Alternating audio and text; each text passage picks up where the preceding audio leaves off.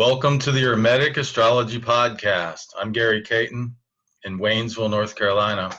You can find me on the web at dreamastrologer.com. And today is Tuesday, May 28th, 2019. Hope everyone had a pleasant holiday weekend out there.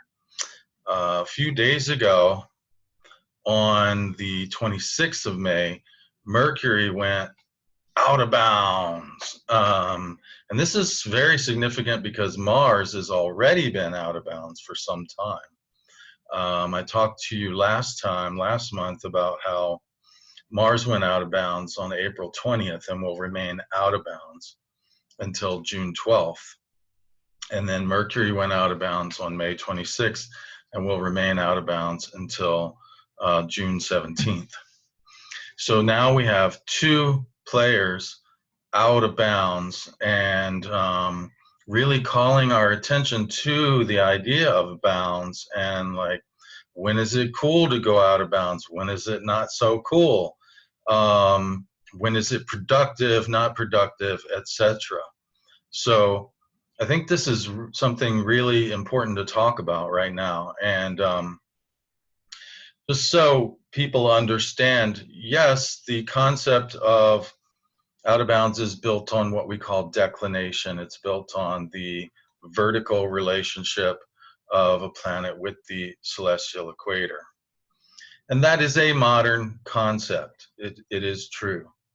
However, that doesn't mean that anybody who's practicing mainly or mostly or all classical astrology can just go, okay, turn off the input device and like get my head back in 1,000-year-old books or whatever. Because you know what? Declination is it's baked into, hardwired into the system from the very beginning, because the tropical zodiac is based on the solar declination. The tropical turning points, the zero Aries, is the time when the sun crosses the celestial equator going north. We could say zero Aries is the north node of the sun, in a way, yeah?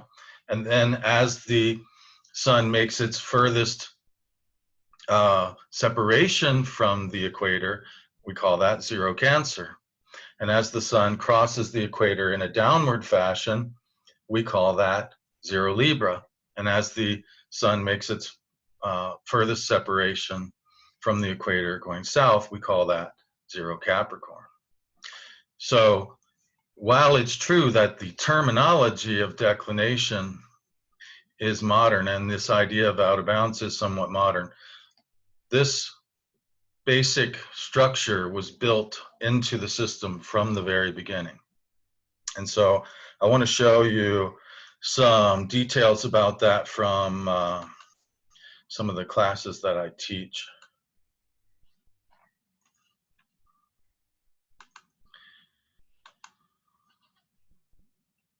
This is my, I have a 4-week astronomy course where it is specifically geared towards teaching people about the vertical dimensions of the various great circles. And so before we do that, what is a great circle? A great circle is anything that cuts what we call the celestial sphere, which is an imaginary sphere that surrounds the Earth, and really the fixed stars are basically attached to this sphere. The center of the Earth is the center of the sphere, right? So it's this huge sphere. A great circle is any circle that cuts that exactly in half. And the three main great circles are the ecliptic, the celestial equator. Those two circles and their crossings and their separations define the tropical zodiac. All right, and then of course we have the horizon, which comes into house systems and so forth. And speaking of house systems, there's a link in here to a wonderful article on that on astro.com, on Astrodienst, that I wanted to show you. So let's do this. Let's go out of here and go to that article. It's called The Astronomical Foundations of the Astrological Houses by Christopher A. Widener. Sorry if I'm messing up your name there, sir. But through the concept of fair use, I'm going to use some of the visuals that he provides in this wonderful article as a teaching tool. Okay, so here we have this visual representation of what I just told you. Zero Aries is literally defined as the place where the sun, and therefore the ecliptic, crosses the equator, that is the belt line of the Earth, right, projected out into space.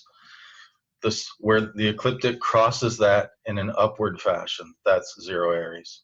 And then, of course, if it's moving up, it reaches its greatest height at zero Cancer, at the solstice, summer solstice, which we're heading to in about a month. Then it crosses going downward, we call that zero Libra, and then it reaches its greatest distance south of the ecliptic at the winter solstice in December. Okay, so these two circles, Plato called them the circle of the same and the circle of the other, because the celestial equator essentially defines the daily rotation of the Earth on its own axis, right? The Earth rotates on its own axis once per day. In astrology, we call this diurnal or primary motion. All the stars and planets rise, culminate, and set vis-a-vis the horizon once per day.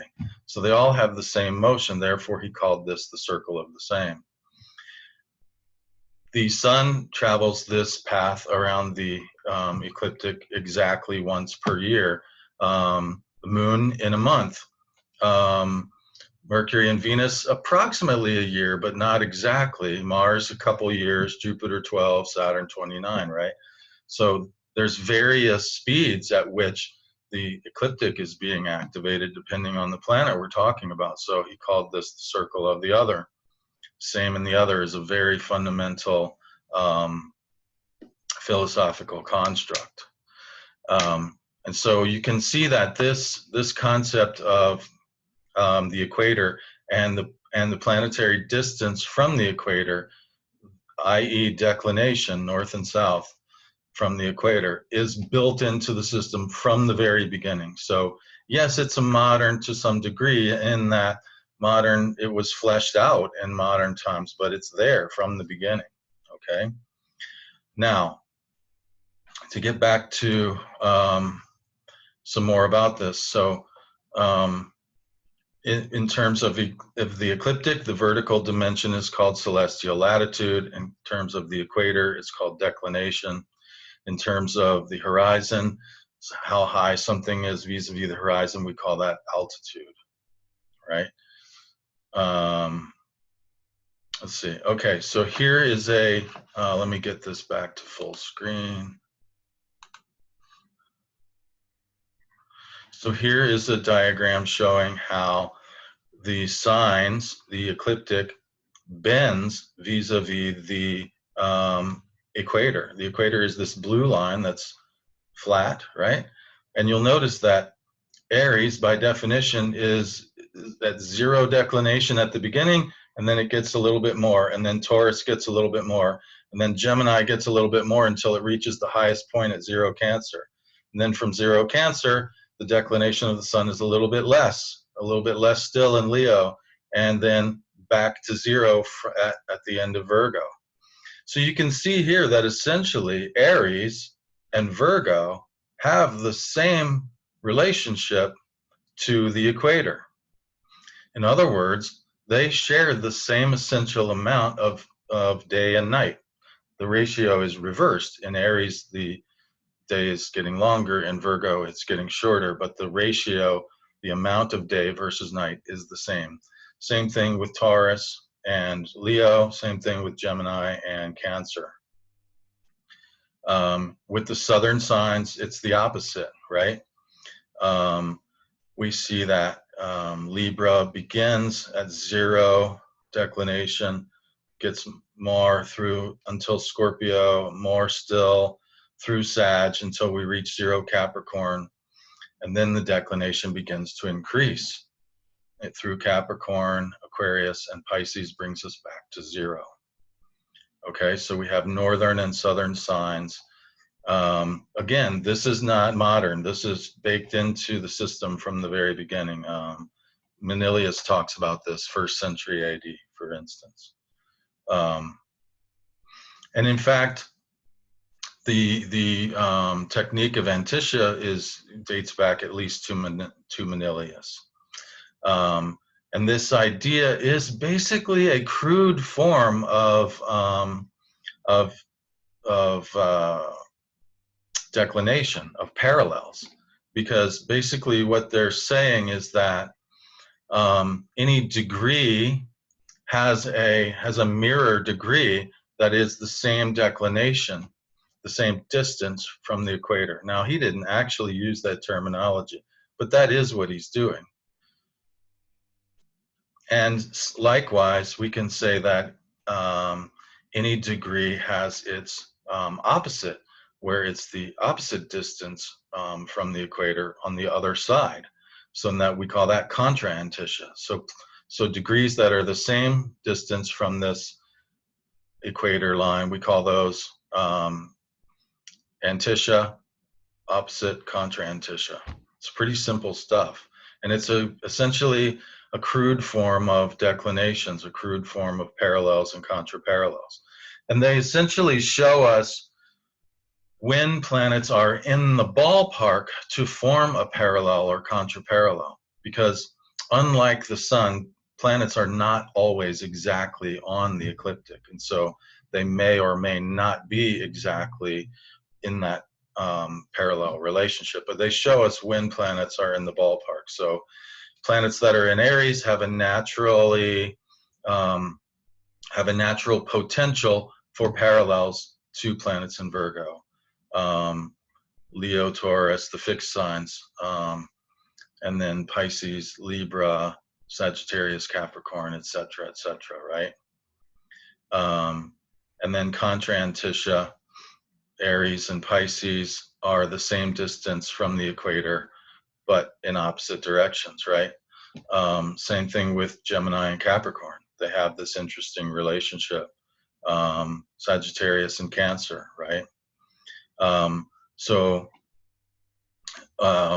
this is a cue that we can have parallels of declination going on when we have planets that are in these sort of natural antiscia or contra antiscia.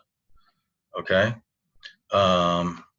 So let's get out of there. So what's going on this month, vis-a-vis all that, is that on May 29th, Mars and Mercury is moving through the tropical sign of Gemini, and it reaches a point where it is both the same distance from the equator as Mars, okay, and we call that a parallel, and B, the same distance from 0 Cancer as Mars, which we call an antiscia. It's a midpoint picture. Again, modern terminology, but not modern technique. So May 29th, May 30th, we have this interesting development between two planets that are both out of bounds, and yet they're on a parallel. They're on a similar path. Mercury catches up with Mars and says, "Hey, what's going on out here in the pioneer lands? You know, like anything interesting?" And Mars says, "Oh yeah, this is going on over there. That's going on over there," and Mercury gets an idea of, oh, what sort of out of bounds experience is on the menu by having this parallel relationship with Mars. So it's as if Mars sort of went ahead and knows what's up, and now Mercury has a little bit more information, and that's what Mercury does anyways, right? So this is an interesting opportunity to, again, as I said, sort of begin to see outside the confines of normal, and to see like where normal is becoming a problem, and where like not normal is becoming a problem. Because we are fundamentally creatures of like homeostasis. We need some amount of routine and normalcy in our lives. And a little bit of something outside the bounds can go a long way. And so like we may need now to like, okay, how do we kind of put the lid on that a little bit? And if we've already had a lot of out of bounds, or it might be, you know, like, wow, just beginning to see the possibilities here thanks to Mars and now Mercury. Now I can use Mercury to really explore these out of bounds possibilities and see what I can actually do with them. Like Mars just kind of activated them, and now I can actually consciously explore what to do, how to do, when and where, by way of the Mercury function.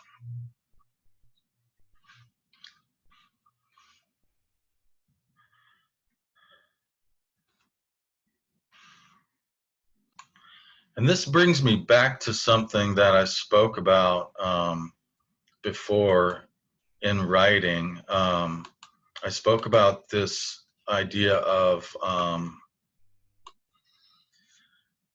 the destruction of the cathedral at Notre Dame, representing that fire, representing a kind of collective fire that is available to all of us. That and it's a fire that the alchemists call an operation called calcination.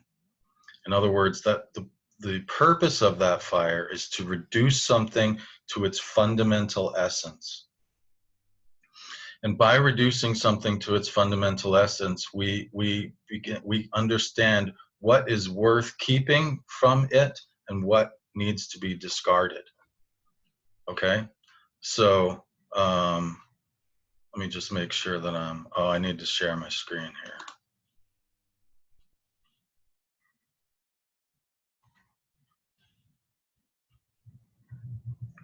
So I made a post here on the Hermetic Astrology Podcast Facebook page, April 17th, where I was talking about this idea of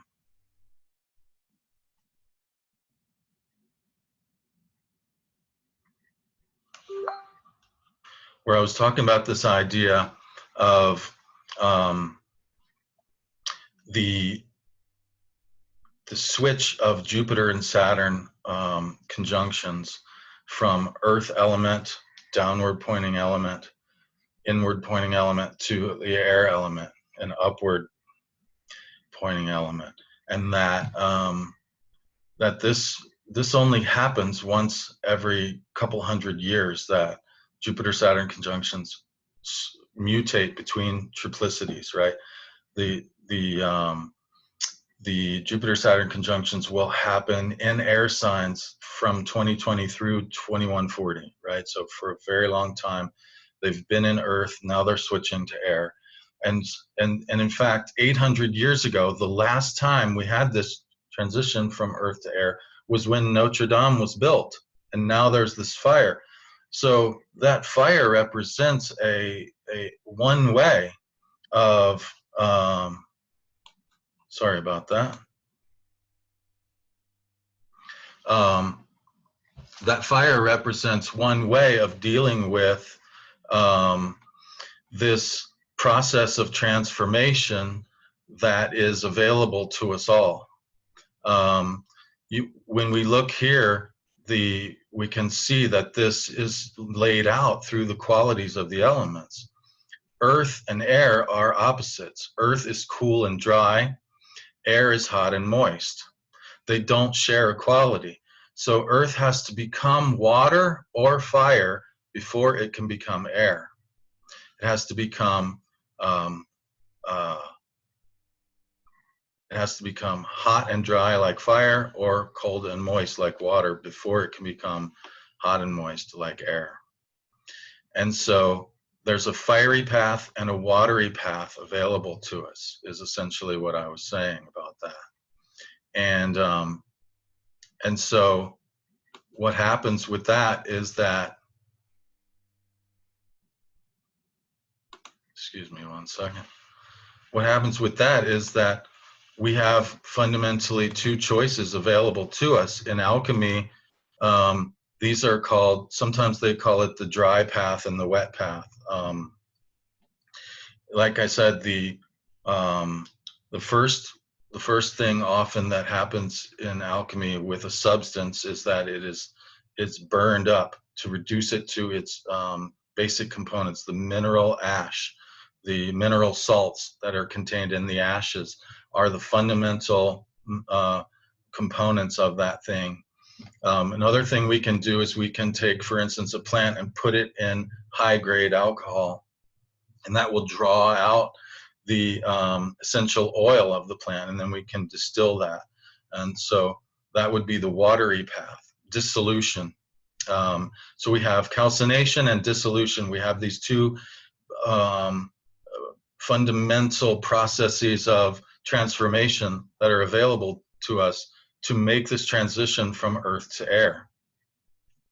And so it's very interesting then when we begin to, if I go back here and look at what's going on with Mars and Mercury,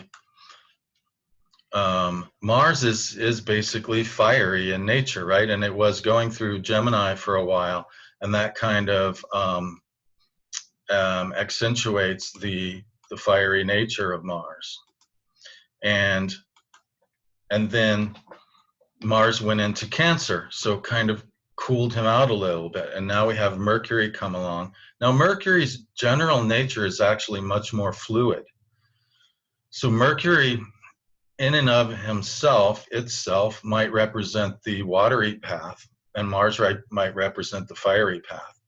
And now we have this conversation that's happening between the two. So this is a point where, for instance, you can take the thing that's been burnt up, and you can take this mineral, and you can this mineral salts that are left over, and you can then wash that clean, and then begin to separate out the stuff that you want to keep from the stuff you want to throw out. So dissolution can become a complement to calcination, and vice versa, right? You can introduce the herbal material to the spirits, draw out the essential oil, and then you can take what's left over, squeeze it out, and burn it up to get the mineral salts, and then you combine the mineral salts with the essential oil and the spirit, and the three pieces of the essential nature of the plant are reunited, and then you get what's called a spagyric elixir. So these processes can complement one another, and it looks like that's what I see going on in the sky, is that it's a time, as I said, to look at the benefits of something that's outside of normal, and also like, okay, where do we need to bring something back inbounds somehow, put a lid on it a little bit, contain it a little bit, reintroduce some normalcy or structure to something that maybe got a little bit away from us or something like that.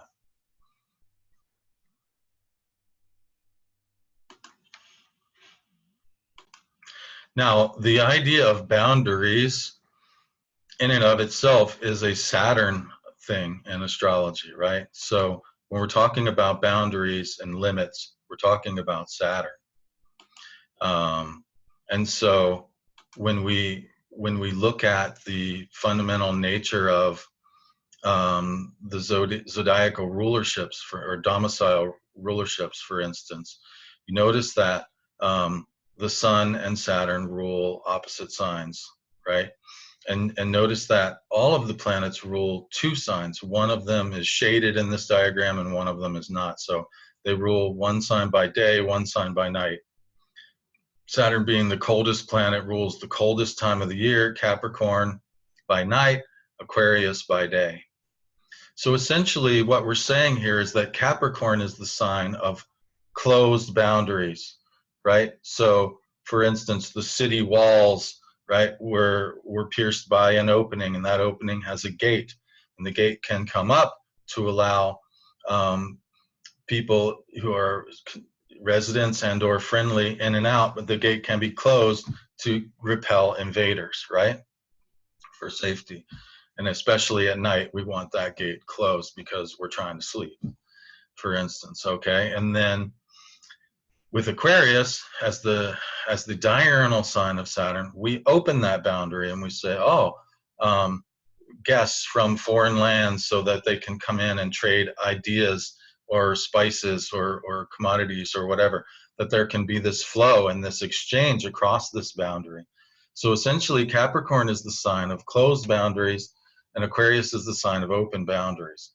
You see, we don't need Uranus to rule Aquarius for it to be about opening things up, trying new things, because that's what diurnal Saturn is about.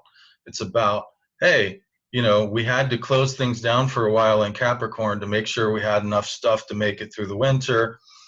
Now that we're coming out of winter and we know we're pretty much going to be okay, maybe we should think about opening things up, trying some new things, taking some risks, to make the next growing season more productive and so on. So innovation, new ideas, all of this stuff that we associate with Aquarius can still be understood through Saturn, but it's diurnal Saturn. It's opening the boundaries, right? So closing boundaries, opening them up.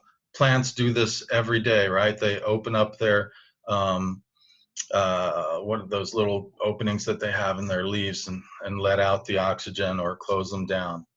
And we need to do this also. So anytime that you're talking about planets being out of bounds, I think it brings up this idea of, are my boundaries too rigid? Are they too closed in a particular area, or do they need to open up a bit? And this sort of modulation of the boundaries is a natural process that needs to be happening all the time, because healthy systems have semi-permeable boundaries. They shut some things out, they let some things in.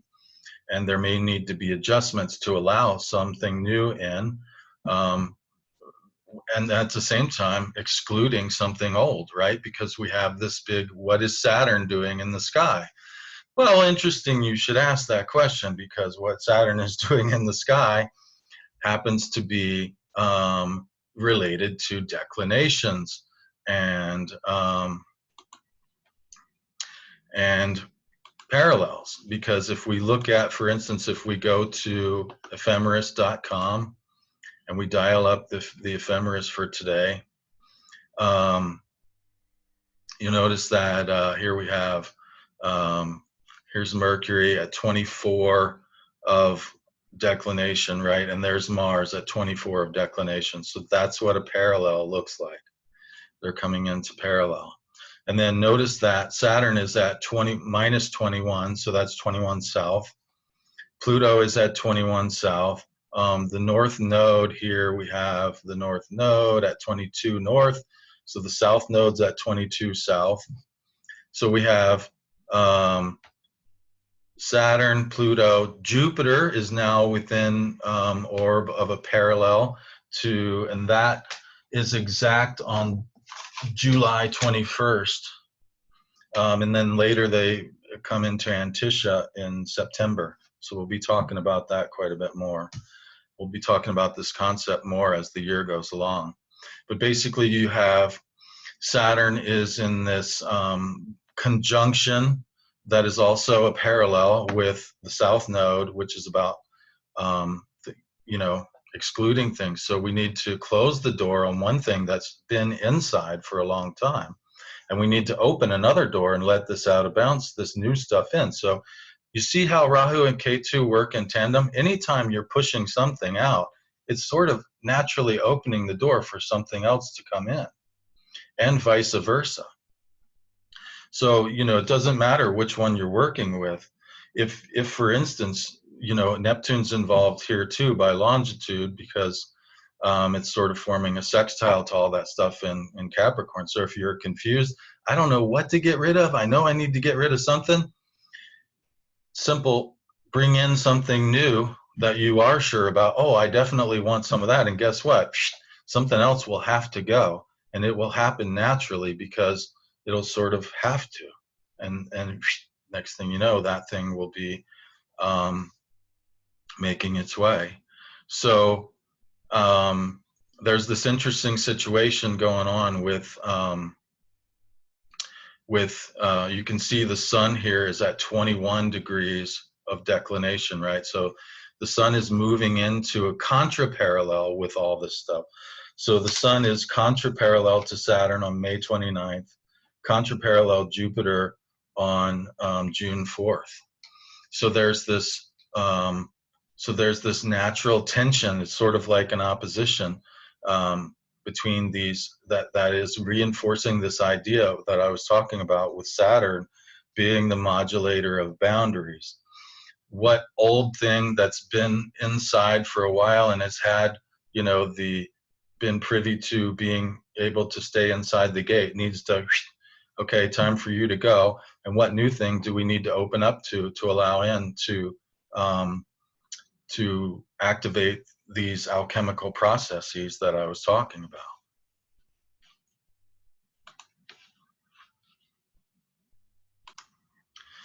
And for those, by the way, for those who are listening in, all of the visuals for this will be available on the YouTube channel that goes along with this. So when I talk about these pictures that are forming, just know that you can access all the visuals for this.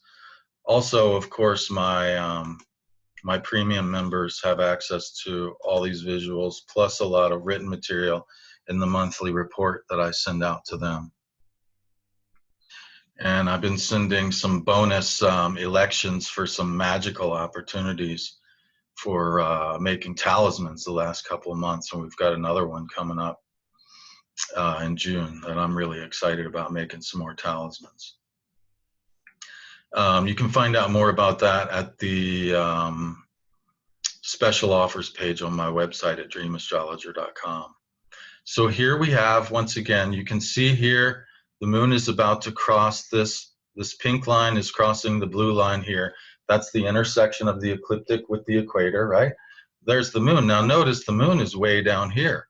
Well, the moon's north node is where? It's in Cancer. So the moon is south of the ecliptic until it reaches Cancer. And because that, it's also in south declination here in this visual, okay? So the moon's going to stay this side of the pink line until she gets over here, and then she's going to cross and go north. That's what a north node is. Planets are doing that all the time. Notice here, Venus is also in south latitude. Venus is going to be crossing, her node is in the middle of Gemini, so Venus is going to be crossing the ecliptic here in a little while too, this summer. But for right now, you can see Mercury and Mars are definitely above the ecliptic. And because they're above the ecliptic, in the neighborhood of the place where the ecliptic is already as far from the equator as it gets, they are out of bounds. And they're out of bounds the same distance. So they are parallel out of bounds. And also, they're about to be the same distance from zero Cancer, which is an antiscia relationship, right? Now let's bring this around so you can see the other side.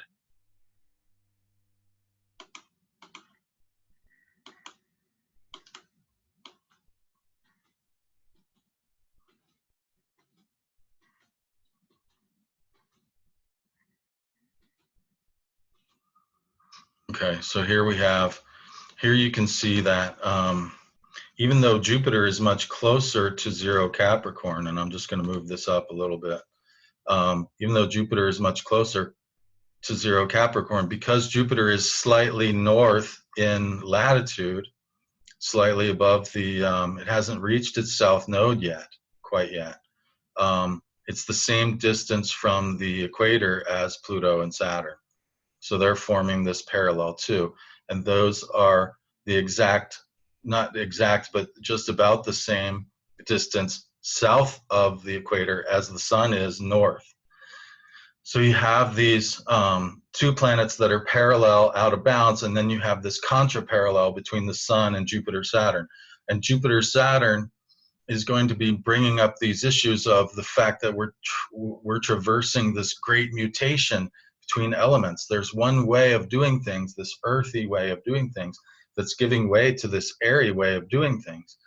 And fire and water are the paths to navigate that transition. So it's a really interesting set of dynamics that are going on right now between this fiery path and this watery path. Mars and Mercury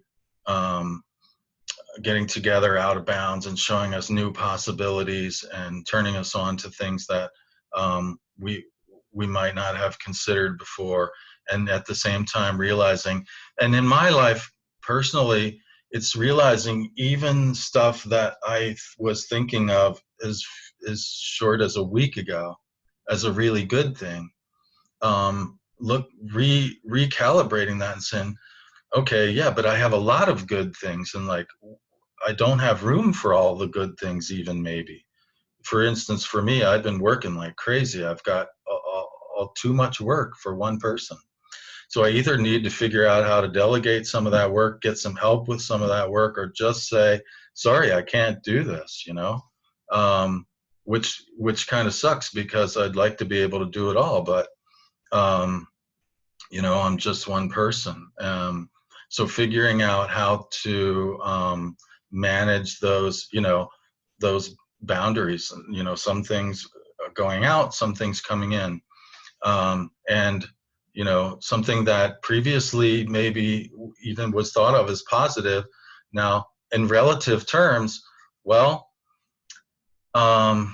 maybe not as positive as something else, and so therefore still has to go, even though it's ultimately a positive thing. It's not even something that's like, no, you suck, you have to leave. It doesn't even have to be like that necessarily. It could just be like, I just don't have room for this on my plate.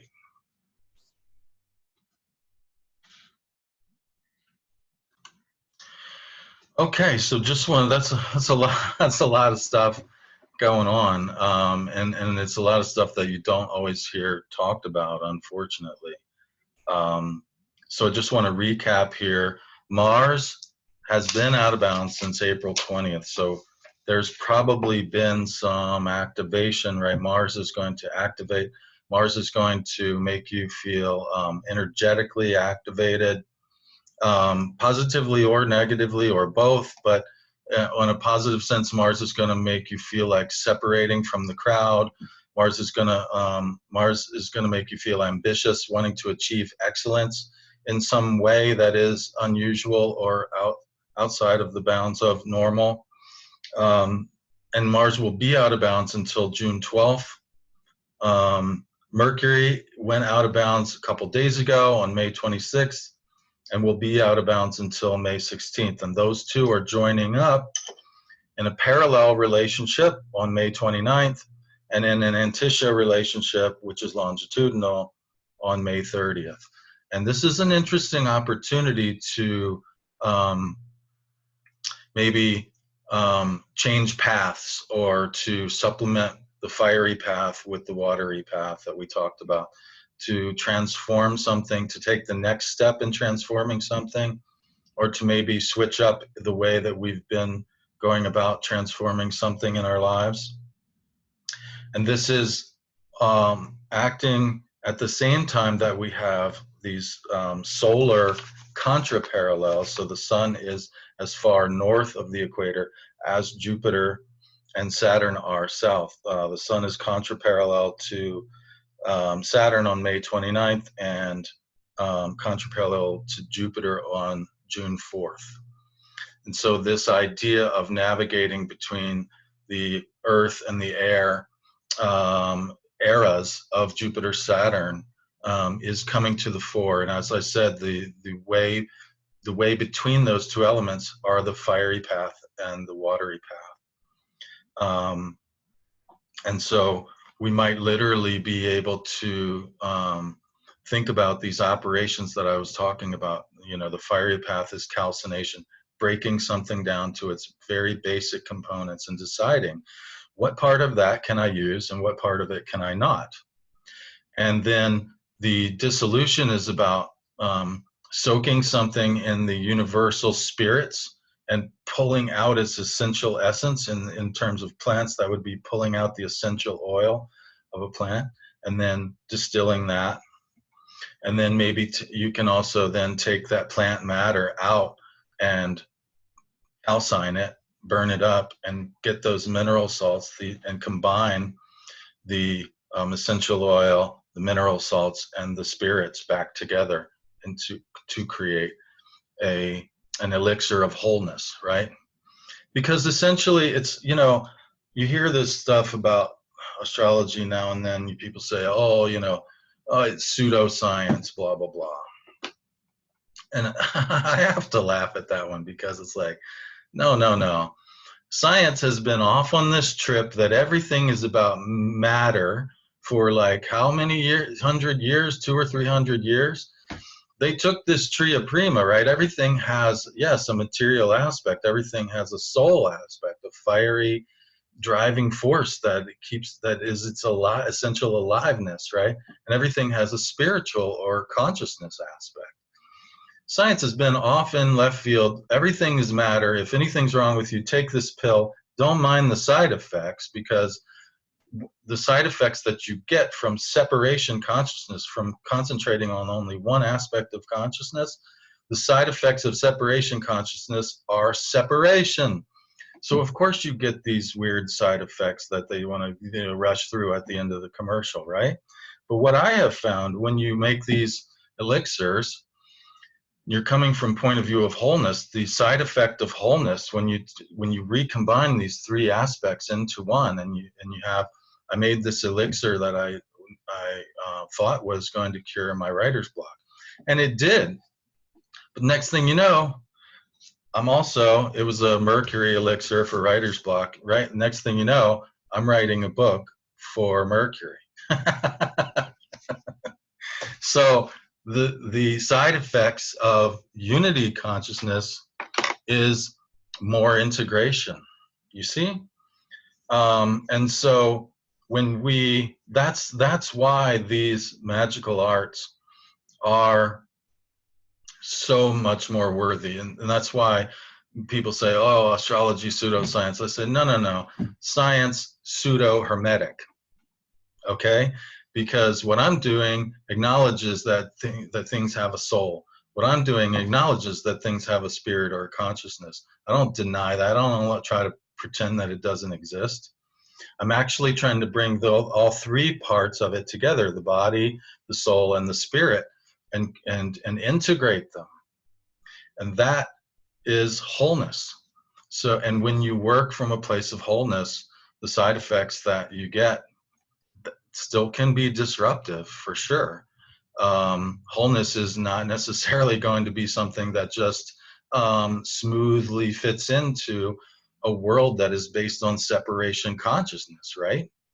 And yet, ultimately, the growth that you will experience through this integration will be much more, the side effects will ultimately be much more pleasant than taking a pill, essentially, is what I'm talking about. So yeah, I think this is a really interesting opportunity to bring in some declinations into our practices, and to talk about integrating some out of bounds stuff. And it's exciting. It's fun. I mean, yes, there's that big bad bogeyman of Saturn, K2, and Pluto to deal with for some time yet, and it's not fun. It doesn't feel good, and I understand a lot of people are suffering out there. I got some terrible back spasms over the weekend. That's related. Some people say that's related to magnesium deficiency and yada yada. But if you've ever had them, I mean, you can literally feel like a cripple for a few days. But I stopped. Fortunately, in my area, they have, right on the corner store, you can get the CBD, right? The cannabinoids, and I put some of that on my back, and it kind of loosened it up. And I was still able to go for a hike and enjoy my weekend and stuff like that. And so don't let this, difficult time, people are referring to it as a dark time and so forth. yes, that's there, and it's there for a reason. We need to face that and deal with it, but don't let it like become this overarching thing that possesses you to where you can't see opportunities to do good stuff in between. And so that's why I like to focus on these declinations, because often they can be the source of some interesting opportunities that we might miss otherwise. Okay, well, thanks so much for tuning in. That's it for this time. Until next time, bright blessings of the out of bounds planet Mercury and Mars. Bye for now.